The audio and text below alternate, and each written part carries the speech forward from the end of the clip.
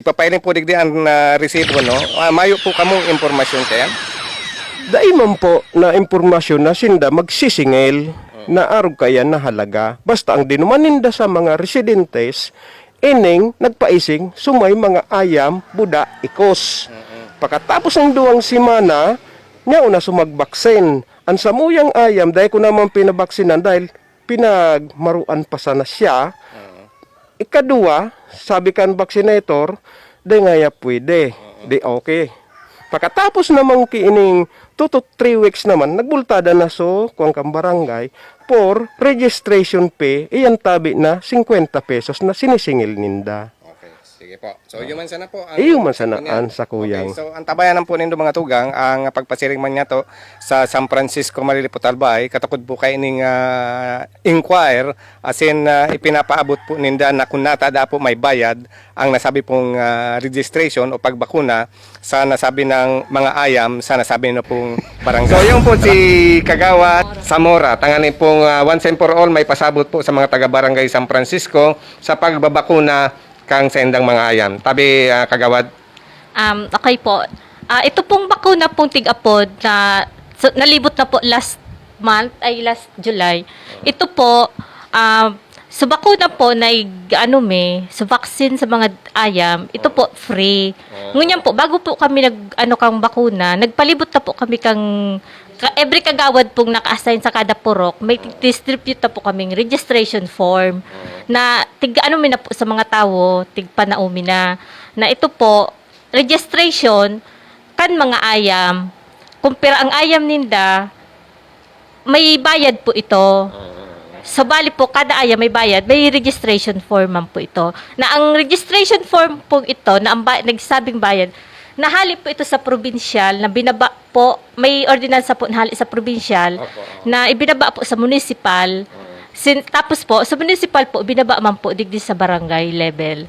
So, nagsunod lang, may ordinansa po, kaya man po kaming nagpasunod lang po kami kang tamang kung ano ang naanapalaog sa ordinansa. Kaya po ito po, may bayad talaga. Registration lang po kan mga ayam. Ang bakuna po, free. So, paborito po ni Kagawad sa kuyang microphone. Kaya, so ano na lang po ang pangapunan nindo sa may mga ayam digdi po sa Barangay San Francisco. Tanganing kay po man talaga na mabakunahan, asin ang registration araman niya to kung may bayad to siguro na kulangan sa nakipagtao ng impormasyon ang sa tuyang mga kabarangay. Tangani po mga tugang, once and for all, maging magayon po ang sa tuyang flow kan pagbakuna ka mga ayan na dapat man talagang bakunahan. Tabi, Kagawad. Okay Ako po. na lang po makaposta. Sige Paborito po. nindo sa microphone ko. Okay po. Para po sa mga kabarangay med sa San Francisco, inoobliga na po kita na magbayad po kan sa tuyang registration para sa mga ayam napipilitan na po kami magkolekta may deadline na po ang sa tuyang treasurer na dapat so may mga ayam pong kaipuhan ng magpabayad mai-settle na po itong mga bayadanta para na po ito sa kapakananta na ma-registered na po ang mga ayam in kaso po na naita po ito mai-registered pag once po na violate po ang may igwa po kitang babayadan na multa, nagbakahalaga 5,000. Na-explain ta na po inikan pag meeting duman sa sa ermita, so dapat po once pangapudan mi po na ma-settle ta na po ito kung sisay pa mo po ang nakabayad kan sa indang registration sa mga ayam. Pero diyan po sa listahan po nindo Kagawad, gabos ba yan nakabayad na? Daay pa po. Dahil pa. So, Oo. dapat So, talaga...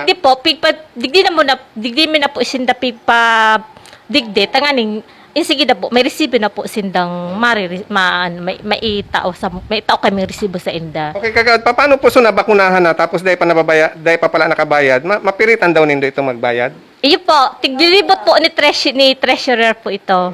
Okay. So, sa Giraray po mga tugang, yan po ang explanation po ng Barangay Council. Once and for all, ma-informaran man po niya to mga tugang ang mga taga San Francisco, Malilipot, Albay. Salamat, Tabi. Salamat po, sir. Okay.